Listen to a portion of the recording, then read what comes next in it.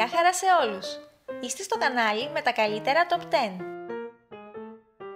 Στα σχολεία υπήρχαν, υπάρχουν και πάντα θα υπάρχουν κανόνες. Κανόνες που βοηθούν την ομαλή λειτουργία του σχολείου, αλλά και για την ασφάλεια των μαθητών. Κάποιες φορές όμως, οι κανόνες δεν έχουν λογική. Σε αυτό το βίντεο θα δούμε 10 κανόνες από διάφορα σχολεία του κόσμου που απλά μπορούμε να τους πούμε παράξενους. Στη Γαλλία είναι νόμος να απαγορεύεται από τα εστιατόρια των σχολείων το κέτσαπ, και αυτό γιατί τα παιδιά το χρησιμοποιούν τόσο πολύ σε όλα τα γεύματά τους που θέτουν σε κίνδυνο την περίφημη γαλλική κουζίνα, κάνοντάς την πολύ αμερικανική. Επιτρέπεται μόνο ένα φακελάκι κέτσαπ για τις τηγανιτές πατάτες. Στα σχολεία της Κίνας υπάρχει ένας κανόνας όπου απαγορεύει στους μαθητές να φορούν παραπάνω από ένα τυχερό βραχιολάκι. Φαίνεται πως οι προκαταλήψεις των Κινέζων περνούν από γενιά σε γενιά μέσα από τα σχολεία. Παραπάνω από ένα τυχερό βραχιολάκι λοιπόν θεωρείται πως είναι ένα είδος απάτης προς τους συμμαθητές και το σχολείο γενικότερα, αφού εκείνος που φορά 2 τυχερά βραχιολάκια θα είναι πιο ευνοημένος από την τύχη και θα τα πάει καλύτερα στις εξετάσεις. Πάρα πολλά σχολεία στον κόσμο απαιτούν από τους μαθητές να φορούν στολές. Στην Ιαπωνία όμως κάποια αποφασίζουν ακόμα και τι χρώμα εσώρουχα θα φορούν. Επιτρέπεται μόνο το λευκό και το μπέζ χρώμα. Σε κάποια σχολεία στην Αμερική, οι μαθητές πρέπει να έχουν ένα δεύτερο ζευγάρι παπούτσια για να φορούν μόνο μέσα στο σχολείο. Ο λόγος είναι για να διατηρείται καθαρό το πάτωμα και επίσης για να μην γλιστρούν. Σε ένα πανεπιστήμιο στην Ταϊλάνδη βρήκαν τη λύση για την αντιγραφή στα διαγωνίσματα. Ειδικό κράνος παροπίδες. Οι φοιτητές φορούν τα ειδικά από χαρτόνι φτιαγμένα κράνη την ώρα που δίνουν εξετάσεις για να περιορίζει την όραση και να μην μπορούν να κρυφοκοιτάξουν εύκολα στο γραπτό του διπλανού τους.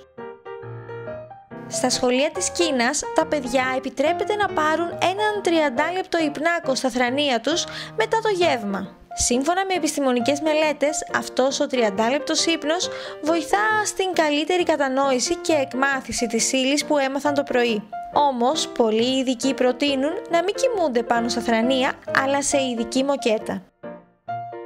Σε ένα σχολείο στη Νέα Υόρκη, μια δασκάλα έβαλε έναν κανόνα που πολλοί τον πήραν με στραβό μάτι. Περιόρισε την πρόσβαση των μαθητών στην τουαλέτα σε μόνο 3 φορές τη βδομάδα. Μάλιστα, η κυρία Στέφανι Βόρνερ που δίδασκε στην 5η τάξη έδινε στους μαθητές 3 χαρτάκια σαν εισιτήρια που τα έδιναν σε εκείνην όταν ήθελαν να χρησιμοποιήσουν την τουαλέτα κατά τη διάρκεια του μαθήματος.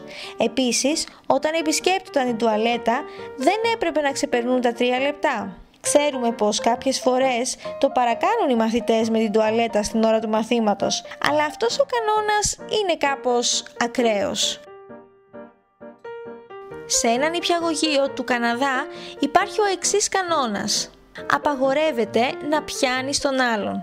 Ο διευθυντής του σχολείου αποφάσισε πως για την ασφάλεια των μαθητών θα πρέπει να μην παίζουν πιάνοντας το ένα το άλλο και να μην περπατούν χεράκι-χεράκι. Οι γονείς των μαθητών ξαφνιάστηκαν όταν ήρθαν τα παιδιά τους στο σπίτι με ένα γράμμα που ενημέρωνε για το νέο κανόνα.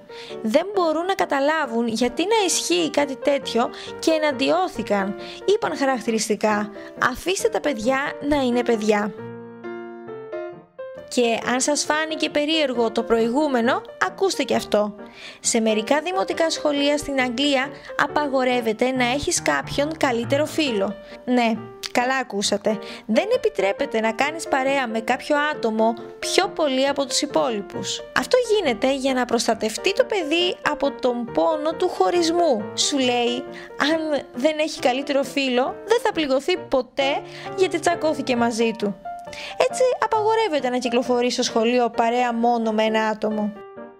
Στη Νεμπράσκα, των Ηνωμένων Πολιτειών της Αμερικής, σε κάποια σχολεία απαγόρευσαν τη λέξη αγόρι και κορίτσι για να νιώθουν άνετα τα άτομα που έχουν πρόβλημα με τη σεξουαλική τους ταυτότητα. Αυτό σημαίνει πως οι δάσκαλοι και οι μαθητές δεν μπορούν να χρησιμοποιήσουν λέξεις που δείχνουν το αρσενικό ή το θηλυκό φύλο. Επιτρέπεται να χρησιμοποιούν ουδέτερες λέξεις όπως μαθητές, παιδιά, τα ονόματα των συμμαθητών και άλλα. Ποιος από αυτούς τους κανόνες σας έκανε μεγαλύτερη εντύπωση? Υπάρχει κάποιος κανόνας στο σχολείο σας που θα μπορούσε να μπει σε αυτό το βίντεο? Ευχαριστώ πολύ την Άνση για τη ζωγραφιά που μου έστειλε στο Instagram. Πατήστε το like αν σας άρεσε αυτό το βίντεο. Κάντε εγγραφή στο κανάλι και πατήστε και το καμπανάκι που βρίσκεται δίπλα από το κουμπί της εγγραφής για να μην χάνετε κανένα από τα επόμενα.